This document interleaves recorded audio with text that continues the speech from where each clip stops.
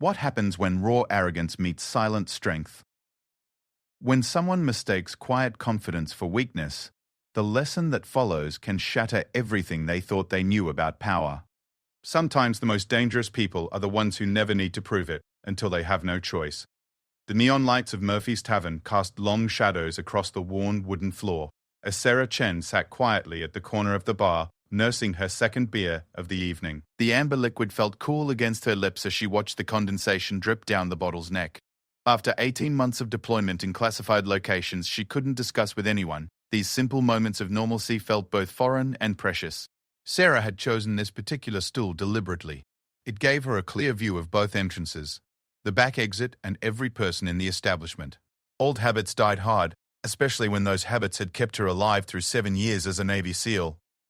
The casual observer would see nothing more than a petite Asian woman in jeans and a simple black t-shirt, perhaps a college student or young professional, unwinding after a long day.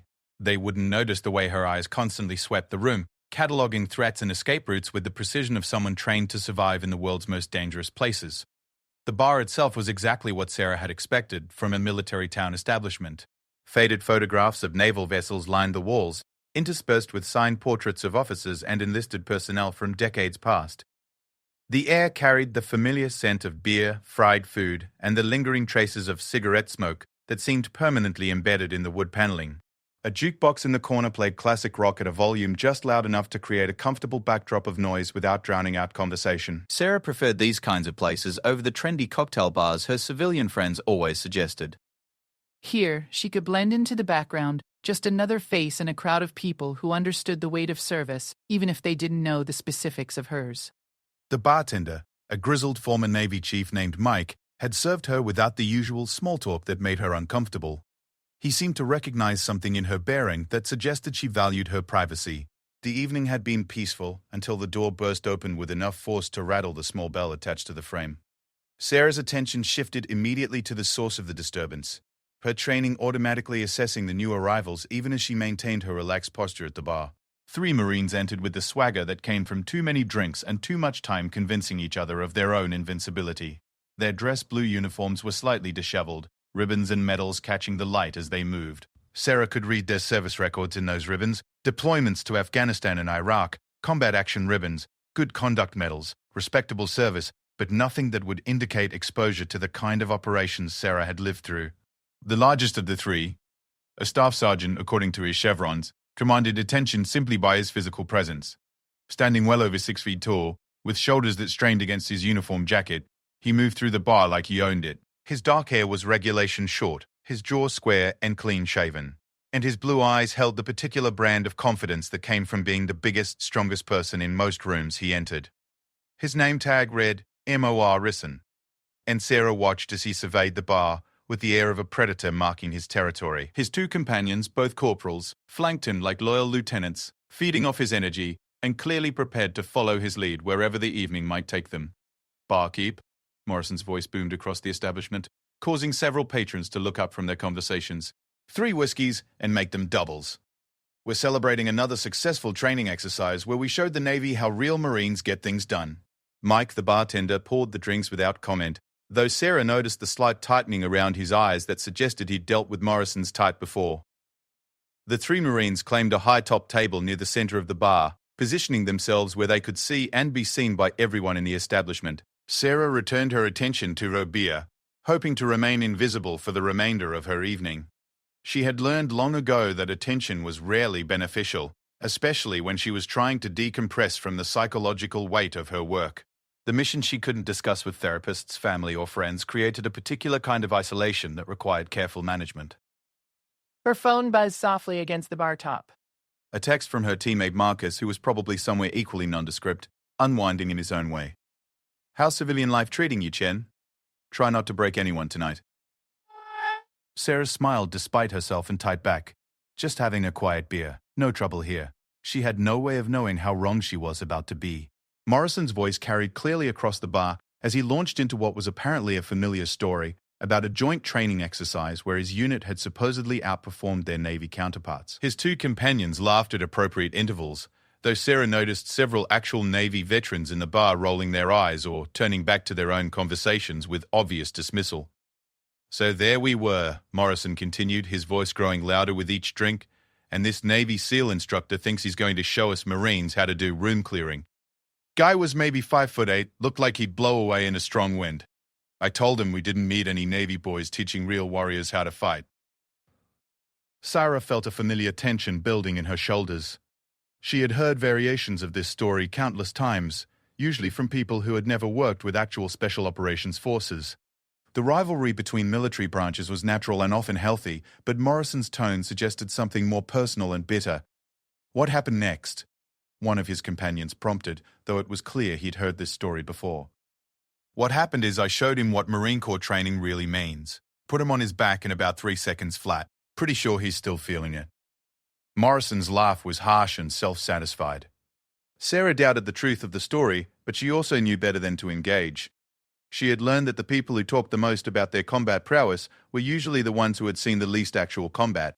Real warriors, the ones who had faced life and death situations, rarely felt the need to broadcast their experiences to strangers in bars. She was preparing to settle her tab and leave, when Morrison's attention suddenly shifted in her direction. Sarah felt his gaze before she saw it, the weight of his stare making her skin prickle with awareness. When she glanced over, she found him studying her with the intensity of someone evaluating a potential challenge. "Hey there, sweetheart," Morrison called out, his voice cutting through the ambient noise of the bar. "You look lonely over there by yourself.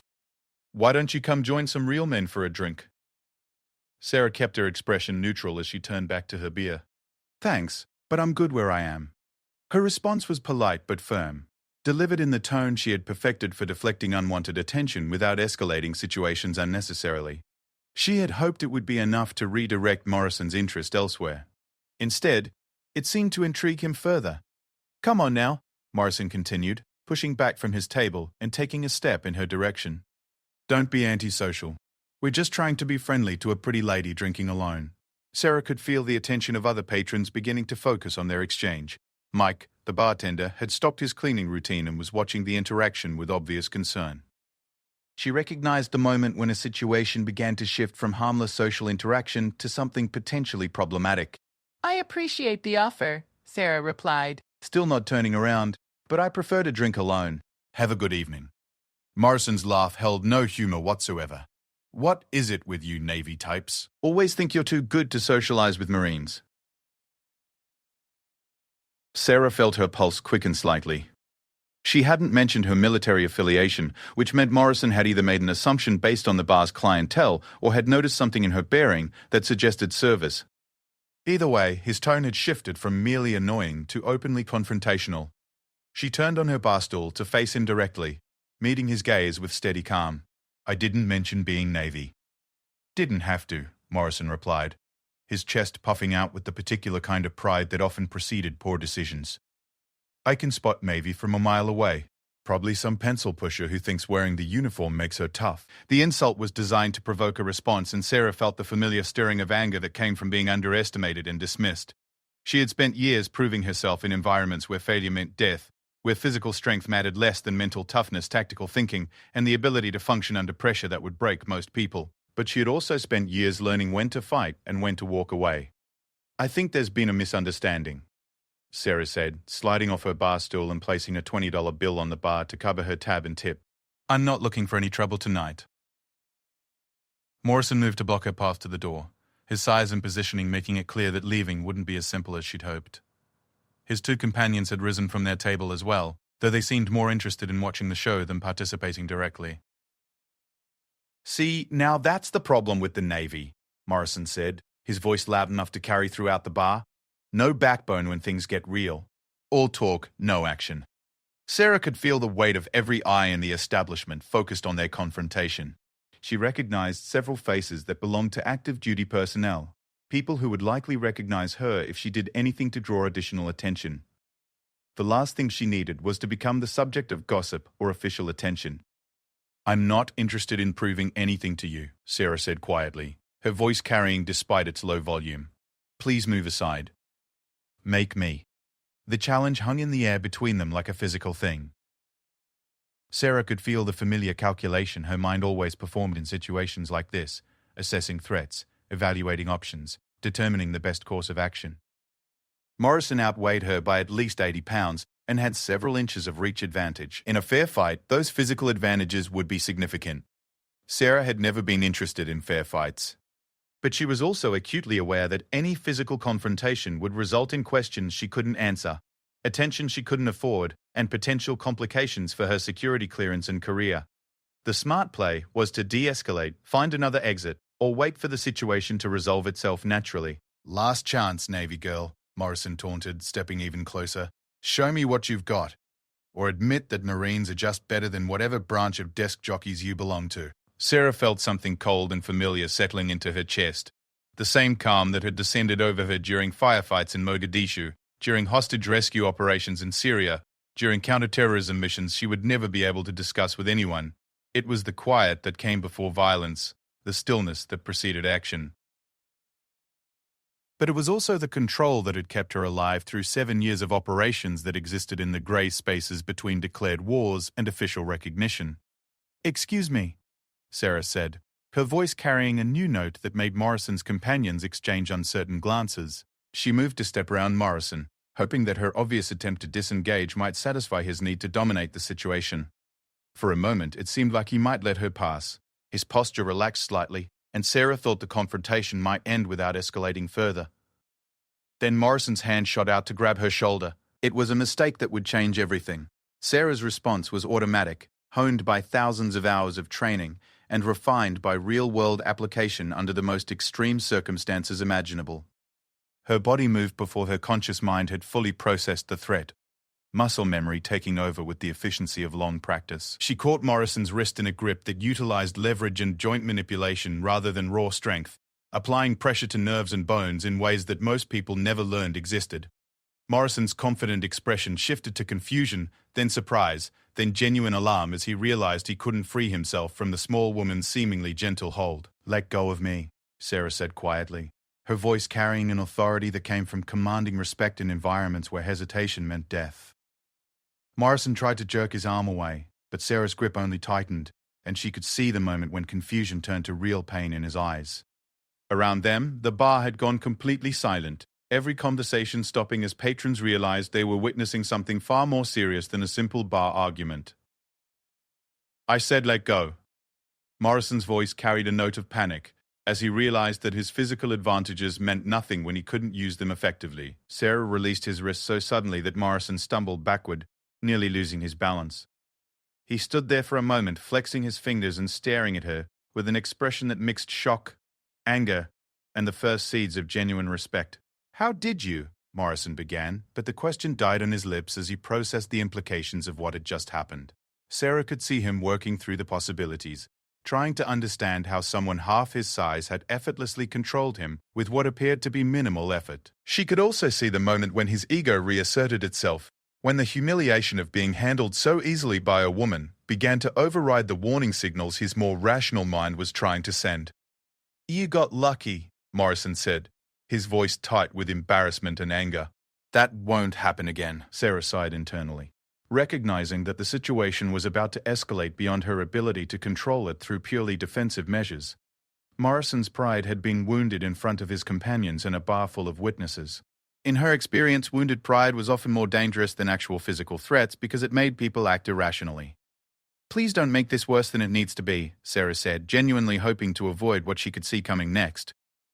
Morrison's response was to charge at her with the kind of telegraphed, muscle-bound attack that might have worked against someone who fought the way he had been trained to fight. It was the kind of straight-ahead assault that relied on size and strength to overwhelm opponents through sheer physical force. Sarah had spent years learning to fight people who were bigger, stronger, and more ruthless than Morrison could ever imagine. She sidestepped his charge with minimal movement, using his momentum against him while applying just enough additional force to send him crashing into the table he had vacated moments earlier. The sound of splintering wood and breaking glass echoed through the silent bar as Morrison went down hard, taking chairs and drink glasses with him. The silence that followed was profound and uncomfortable, broken only by the sound of Morrison groaning as he tried to untangle himself from the wreckage of furniture and determine how he had ended up on the floor. His two companions stood frozen, clearly uncertain whether to help their leader or pretend they had never met him. Sarah remained exactly where she had been standing, her posture relaxed and non-threatening, as if nothing particularly remarkable had just occurred. She looked down at Morrison with an expression that mixed concern and disappointment, like a teacher watching a student fail a test she had specifically prepared them to pass. "Are you hurt?" Sarah asked, and the genuine concern in her voice seemed to confuse Morrison more than anything else that had happened. Morrison struggled to his feet, his uniform torn and his pride in tatters. Sarah could see him processing the reality that he had been handled like a child by someone he had dismissed as weak and helpless. The cognitive dissonance was written clearly across his face as he tried to reconcile what had happened with everything he thought he knew about combat, strength, and his own capabilities. "What are you?" Morrison asked, his voice barely above a whisper. Sarah considered the question seriously, knowing that her answer would determine whether this confrontation truly ended here or escalated into something that would require official attention and explanations she couldn't provide. Around them, the bar remained silent, every patron waiting to see how this unprecedented situation would resolve itself. Sarah could feel the weight of their attention, the questions that would follow, the potential complications that were already beginning to cascade from what should have been a simple evening of anonymous relaxation. She thought about Marcus's text message, about trying not to break anyone tonight, and realized that she had already failed that simple objective in spectacular fashion. The question now was whether she could contain the damage, or if this evening was about to become the kind of incident that would follow her for the rest of her career. Morrison was still staring at her, waiting for an answer that would help him make sense of what had just happened to him. His companions were watching with the fascination of people witnessing something they had never imagined possible. Mike, the bartender, was reaching slowly toward the phone, clearly debating whether this situation required official intervention. Sarah realized that whatever she said next would determine not just how this evening ended, but potentially how her carefully constructed civilian identity would survive the scrutiny that was about to follow. She had spent years learning to blend in, to appear normal, to hide the particular set of skills that made her useful to her country and dangerous to its enemies. That invisibility had just been shattered beyond repair. "I'm someone who really wanted to have a quiet beer tonight," Sarah said finally, her voice carrying a weariness that had nothing to do with physical exhaustion.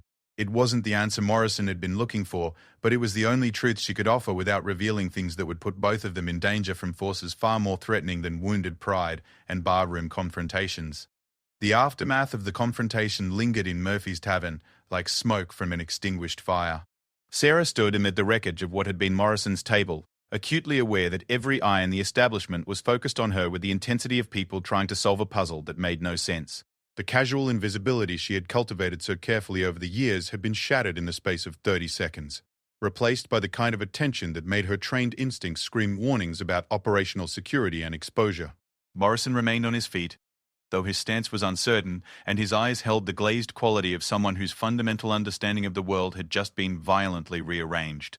He touched his ribs gingerly, probably checking for broken bones, while his gaze never left Sarah's face. She could see him working through the implications of what had happened, trying to reconcile his preconceptions about physical confrontation with the reality that he had been handled like an amateur by someone he outweighed by 80 pounds. "Ma'am," Mike's voice cut through the silence, carefully neutral but carrying an undertone of authority that suggested former military leadership experience. "I think maybe it's time for everyone to settle their tabs and head home for the evening."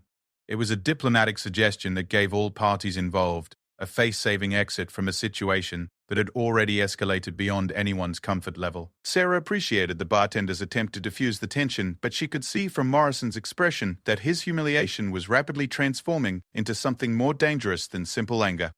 "I'm not going anywhere," Morrison said, his voice tight with embarrassment and renewed aggression.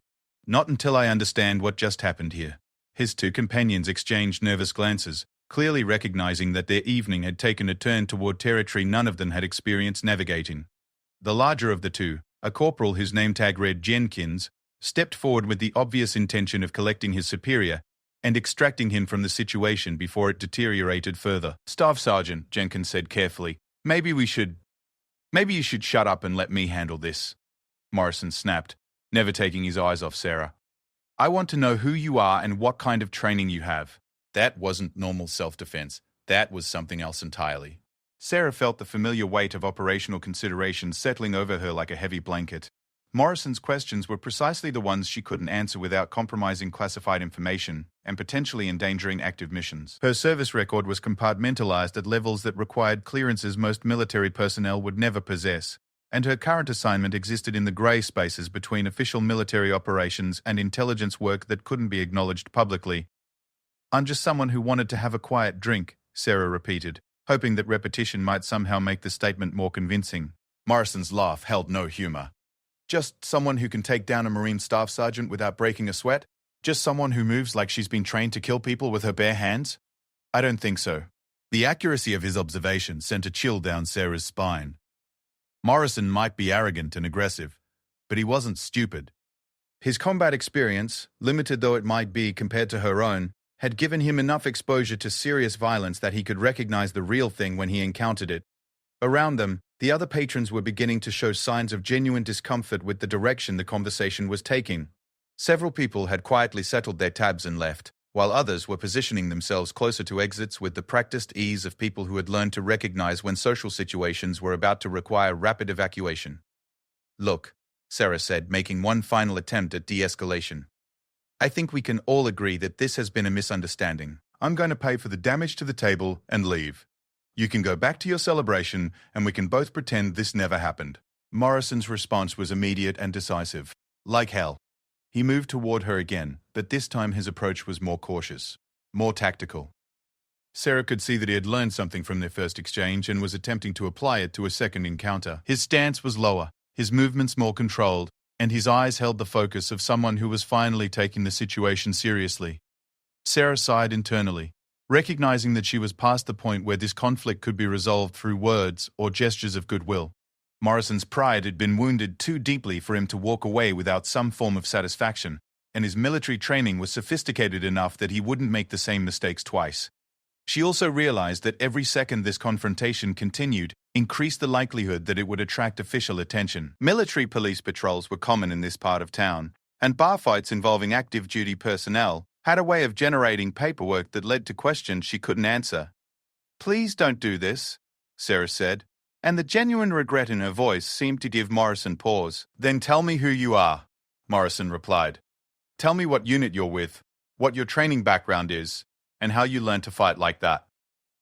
It was a reasonable request from his perspective, and Sarah found herself wishing she could provide answers that would satisfy his curiosity without compromising her operational security. Under different circumstances, she might have even appreciated Morrison's direct approach and obvious courage in the face of something he didn't understand. But her circumstances were anything but normal. I can't do that, Sarah said simply. Morrison's expression darkened. Can't or won't. Does it matter? The honesty of her response seemed to frustrate Morrison more than any lie might have. Sarah could see him struggling with the cognitive dissonance of encountering someone whose capabilities clearly exceeded his own, but who refused to explain or justify those capabilities in terms he could understand. Everything matters, Morrison said, his voice carrying the conviction of someone whose worldview was built on clear hierarchies and transparent chains of command. In the military, everything matters. Who you are, what you've done, who trained you, who you answer to. That's how we know who to trust and who to follow. Sarah felt a moment of sympathy for Morrison's confusion. His military experience had been built around conventional structures where rank, unit designations, and service records provided clear frameworks for understanding everyone's place in the larger organizational structure. Her world operated according to different rules, where compartmentalization and need-to-know restrictions meant that trust was earned through shared experience rather than shared information. I understand your perspective, Sarah said carefully, but some things can't be explained in ways that would satisfy you. Morrison's frustration was palpable as he processed her response. Sarah could see him working through the possibilities, trying to find explanations that fit within his understanding of military structure and training protocols, special operations forces, intelligence operations, classified programs. All of these existed within his awareness, but as abstract concepts rather than personal realities.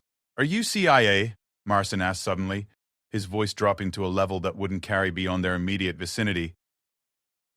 Sarah's silence was answer enough, though not in the way Morrison assumed. Some kind of special operations? Morrison pressed. Delta Force? Navy SEALs? Something Black Ops that doesn't officially exist?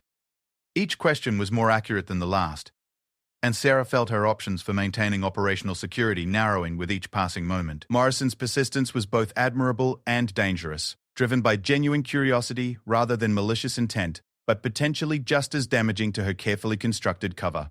I think, Sarah said slowly, that we should both consider whether the answers to those questions are really worth the complications they would create. Morrison studied her expression intently, clearly trying to read between the lines of what she was and wasn't saying. Sarah could see the moment when understanding began to dawn in his eyes, when he started to grasp the implications of pursuing information that someone might go to considerable lengths to protect. "Jesus," Morrison said quietly, his voice carrying a new note of respect mixed with wariness. "You're one of those people who doesn't officially exist, aren't you?" Sarah's lack of response was more eloquent than any denial could have been. The silence stretched between them, heavy with implications and unspoken understandings. Around them, the bar had grown progressively quieter as conversations died and patrons focused their attention on what was clearly no longer a simple disagreement between military personnel. "Staff Sergeant," Jenkins said quietly, stepping closer to his superior with obvious concern, "maybe we should consider that some questions are above our pay grade." Morrison's jaw worked silently as he processed his corporal's suggestion.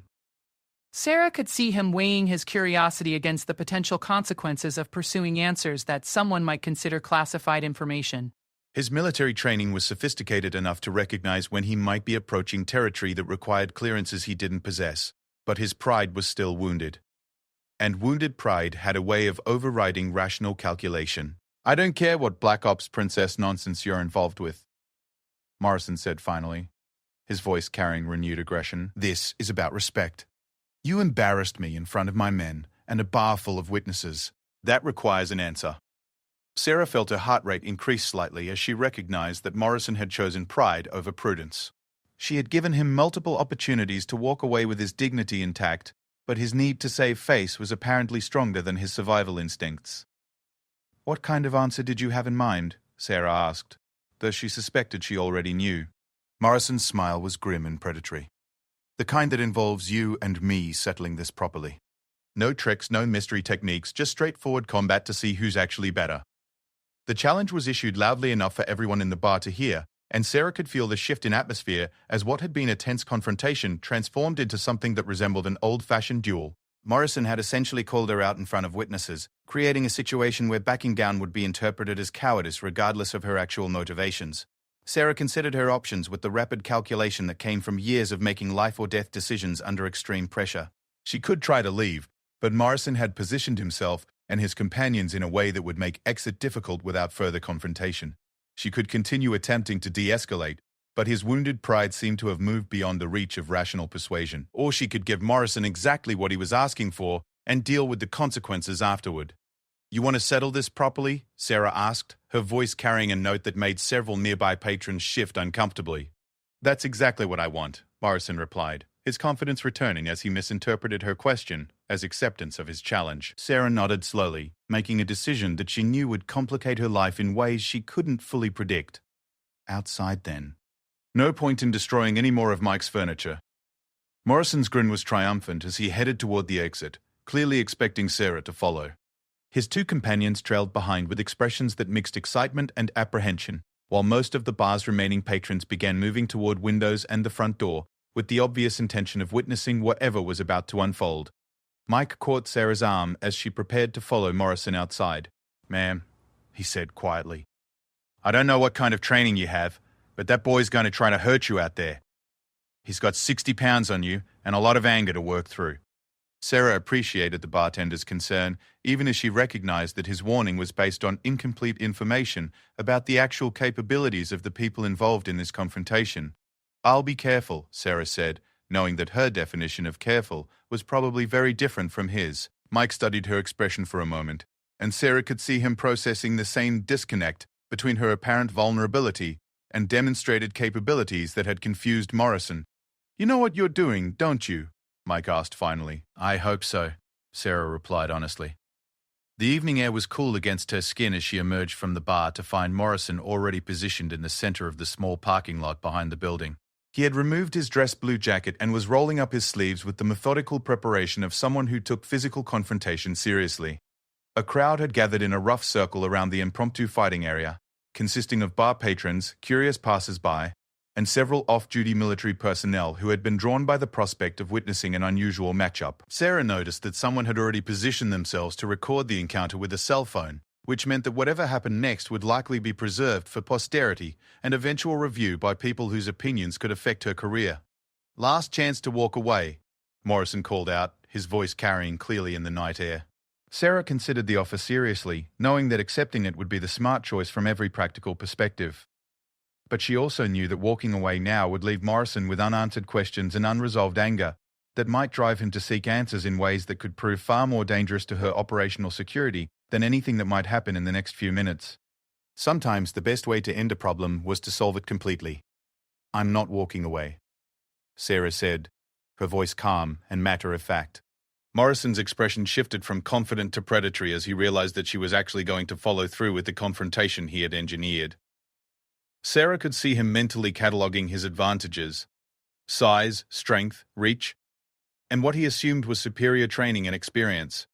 Sarah began her own mental preparation, running through techniques and strategies that had been honed through years of training with the most elite combat specialists in the world, and refined through real-world application against opponents who fought with the desperate fury of people who had nothing left to lose. Morrison moved first, launching himself forward with the kind of aggressive charge that had probably served him well in conventional military combat training. It was a straightforward approach that relied on overwhelming force delivered through superior physical attributes, exactly the kind of attack that Sarah had been trained to neutralize. She waited until the last possible moment before moving, allowing Morrison to commit fully to his attack before demonstrating why conventional training was often inadequate preparation for unconventional opponents. Her response was economical and precise, redirecting Morrison's momentum while simultaneously targeting pressure points that would compromise his ability to continue the assault. Morrison hit the pavement hard, rolling across the asphalt with the practiced ease of someone who had been knocked down before, but had always gotten back up. Sarah could see surprise replacing confidence in his expression as he processed the reality that his second encounter with her had gone even worse than his first. But Morrison was nothing if not persistent. He came at her again, this time with more caution and tactical awareness, trying to use his reach advantage to keep her at a distance where her smaller size would be a disadvantage. It was a sound strategy that demonstrated real combat intelligence, and Sarah found herself respecting his adaptability even as she prepared to demonstrate why reach meant very little against someone who had been trained to close distance under fire. The second exchange lasted longer than the first, with Morrison managing to land several glancing blows that would have been devastating against a conventional opponent. But Sarah's training had prepared her for much worse than anything Morrison could deliver, and his attacks served primarily to give her information about his capabilities and limitations. When she ended the exchange, Morrison went down harder than before and stayed down longer. Sarah could see him struggling to understand how someone half his size could consistently outmatch him, despite his clear physical advantages and legitimate military training. How? Morrison gasped from where he lay on the pavement, his voice carrying genuine bewilderment. Sarah looked down at him with an expression that mixed sympathy and disappointment. "Because," she said quietly, "you're thinking about this like a fight. I'm thinking about it like war." The distinction seemed to resonate with Morrison in a way that her previous explanations hadn't. Sarah could see understanding dawning in his eyes as he began to grasp the fundamental difference between training for hypothetical combat and preparation for actual warfare against opponents who would use any advantage to ensure their survival. "What are you?" Morrison asked again, but this time his voice carried respect rather than aggression. Sarah considered the question seriously, knowing that her answer would determine how this evening ultimately concluded, and whether Morrison would be satisfied enough to let his curiosity rest without seeking additional information through official channels. "I'm someone who has seen what war really looks like," Sarah said finally. "And I really hope you never have to." The parking lot behind Murphy's Tavern had taken on an almost surreal quality in the aftermath of Sarah's demonstration. Morrison remained on the pavement, not because he couldn't get up, but because he was processing the implications of what had just occurred, with the careful attention of someone whose fundamental understanding of combat had been permanently altered. The circle of spectators maintained their positions, though their earlier excitement had transformed into the kind of respectful silence that accompanied witnessing something beyond their normal experience. Sarah stood where the confrontation had ended, her breathing steady, and her posture relaxed despite having just engaged in physical combat. To the casual observer, she appeared completely unaffected by the encounter, as if handling trained Marines was merely a routine part of her evening routine rather than an exceptional display of capability that none of them had ever witnessed before. Morrison slowly pushed himself to his feet, moving with the careful deliberation of someone checking for injuries, while simultaneously trying to salvage some measure of dignity from a situation that had exposed the limitations of his training and experience. His dress blue uniform was torn and dirty, his hair disheveled, and his expression carried the particular kind of confusion that came from discovering that everything he thought he knew about combat effectiveness was incomplete. I don't understand, Morrison said quietly, his voice carrying none of the aggression that had characterized their earlier exchanges. I've been through Marine Corps training. I've been in combat. I know how to fight. Sarah felt a moment of genuine sympathy for Morrison's confusion. His military experience was legitimate and respectable, earned through dedication and service that she could respect even when she disagreed with his methods. The problem was that conventional military training, regardless of its quality, provided preparation for specific types of conflicts against predictable opponents using established tactics and strategies. Sarah's training had been designed for situations where conventional approaches would result in mission failure and personnel casualties.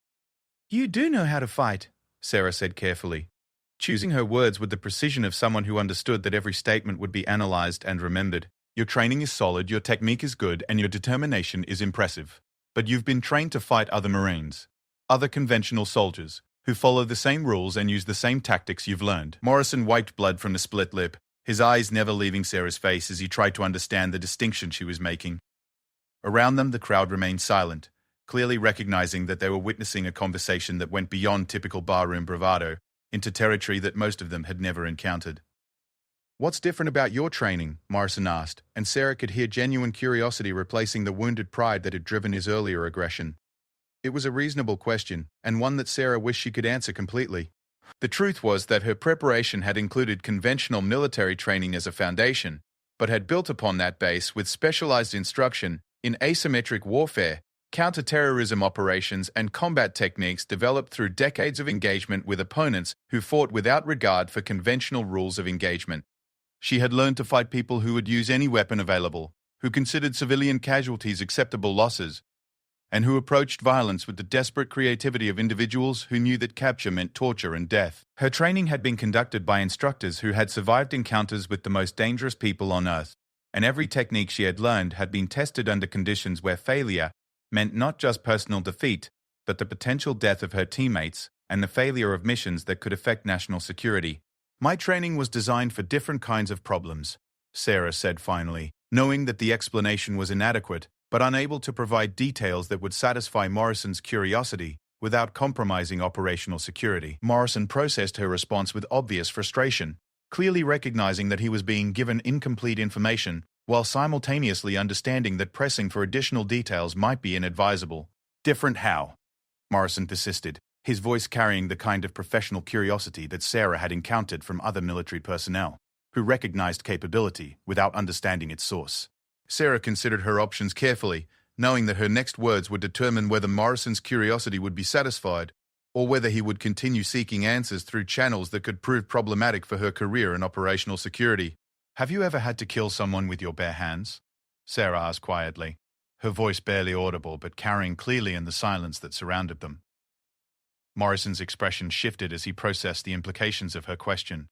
Sarah could see him working through the possibilities, trying to understand whether she was speaking hypothetically or from personal experience. No, Morrison admitted, his voice subdued. Have you ever been in a situation where making noise would result in your death and the death of everyone depending on you? Sarah continued. Morrison's second no was even quieter than his first. Have you ever had to fight someone who was trying to kill you while you were simultaneously trying to protect civilians, complete a mission objective, and avoid creating an international incident? Morrison didn't answer the third question. But Sarah could see understanding dawning in his expression, as he began to grasp the difference between combat training designed for conventional military operations and preparation for the kind of work that existed in the spaces between official warfare and intelligence operations. Jenkins, Morrison's corporal, stepped forward with obvious concern for his superior's well-being and the direction the conversation was taking. Staff Sergeant, he said carefully, maybe we should consider that some conversations require clearances we don't have. It was a diplomatically phrased suggestion that demonstrated more situational awareness than Morrison had shown throughout the evening. Sarah appreciated Jenkins' attempt to extract his superior from a conversation that was clearly moving beyond his ability to safely navigate.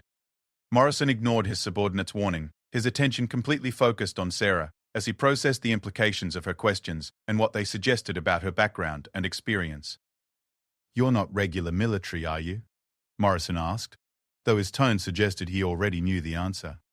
Sarah's silence was more eloquent than any denial could have been. "Special operations?" Morrison pressed. "Something classified that officially doesn't exist?" "I think," Sarah said carefully, that we've both learned something tonight that we didn't know this morning. Morrison studied her expression intently, clearly trying to read between the lines of what she was and wasn't saying. Sarah could see him wrestling with curiosity about her background and growing awareness that pursuing certain questions might have consequences beyond simple personal satisfaction. What did I learn? Morrison asked finally. Sarah considered the question seriously, recognizing that her answer would determine whether Morrison would be satisfied enough with the evening's revelations to let his curiosity rest without seeking additional information through official channels. You learned that physical advantages mean less than you thought they did, Sarah said slowly. You learned that there are different levels of training and experience that aren't represented in conventional military structure, and you learned that making assumptions about people based on their appearance can be dangerous. Morrison nodded slowly, clearly processing each point with the careful attention of someone whose worldview had been significantly expanded in the course of a single evening. What did you learn? Morrison asked, and Sarah was surprised by the thoughtfulness of the question. I learned that you're a good Marine who cares about his people and takes pride in his service, Sarah replied honestly. I learned that you're willing to stand up for what you believe in, even when you're outmatched. And I learned that you're smart enough to recognize when you've encountered something beyond your experience. Morrison's expression shifted as he processed her assessment, clearly surprised to receive genuine respect from someone who had just demonstrated superior capabilities in such a decisive fashion. So what happens now? Morrison asked, gesturing vaguely toward the crowd of spectators who were still processing what they had witnessed. It was the question that Sarah had been dreading since the moment their confrontation began. The evening's events had been witnessed by dozens of people, recorded on multiple cell phones, and would likely become the subject of conversation and speculation throughout the local military community. Her carefully maintained anonymity had been shattered, and the implications for her career and operational security were still unfolding in ways she couldn't fully predict. Now, Sarah said, we both go back to our lives and try to pretend this never happened. Morrison's laugh was rueful rather than bitter. I don't think that's going to work. Too many people saw what happened here tonight. Sarah knew he was right, but she also knew that acknowledging the problem wouldn't make it any easier to solve. The best she could hope for was that the story would be attributed to exaggeration, alcohol-induced misperception, or the natural tendency for extraordinary events to grow in the telling. People see what they want to see, Sarah said, though her tone suggested she didn't entirely believe her own statement. And what did they see tonight? Morrison asked. Sarah considered the question carefully, knowing that her answer might influence how Morrison chose to discuss the evening's events with others. They saw a Marine who was brave enough to stand up to someone he thought was threatening his honor, Sarah said finally. They saw someone who fought hard and showed real courage even when he was outmatched. That's not something to be ashamed of. Morrison's expression suggested he appreciated her attempt to frame the encounter in terms that preserved his dignity, even as they both knew that the reality of what had occurred would be difficult to explain or rationalize. And what did they see from you? Morrison asked. Hopefully, Sarah said, they saw someone who defended herself when she had no other choice and who tried to handle the situation with as little damage as possible. Morrison nodded slowly, clearly recognizing that Sarah's version of events, while technically accurate, omitted the most significant aspects of what had actually occurred. Are you going to report this? Morrison asked, and Sarah could hear genuine concern in his voice. It was a fair question. Morrison's aggressive behavior and challenge to physical combat would normally result in official attention and potential disciplinary action, regardless of the outcome of their confrontation. Sarah's involvement would complicate those proceedings, but wouldn't necessarily prevent them from occurring. Are you? Sarah countered. Morrison considered the question seriously, clearly weighing his options and their potential consequences. Reporting the incident would require him to explain how he had been defeated so decisively by someone half his size, and would likely result in questions about Sarah's background that neither of them wanted to answer. I think, Morrison said slowly, that maybe we both learned some valuable lessons tonight that don't require official documentation. Sarah felt a moment of relief as she recognized that Morrison had chosen discretion over pride. His decision would significantly reduce the complications that might otherwise have resulted from their encounter, though it wouldn't entirely eliminate the potential for future problems. I think that's wise, Sarah agreed. The crowd around them was beginning to disperse as people recognized that the evening's entertainment had concluded without any additional drama. Conversations resumed in the parking lot and inside the bar, though Sarah could tell that the night's events would be discussed and analyzed for weeks to come. Morrison straightened his uniform as much as possible and attempted to restore some semblance of military bearing, though his torn clothing and disheveled appearance made the effort largely symbolic.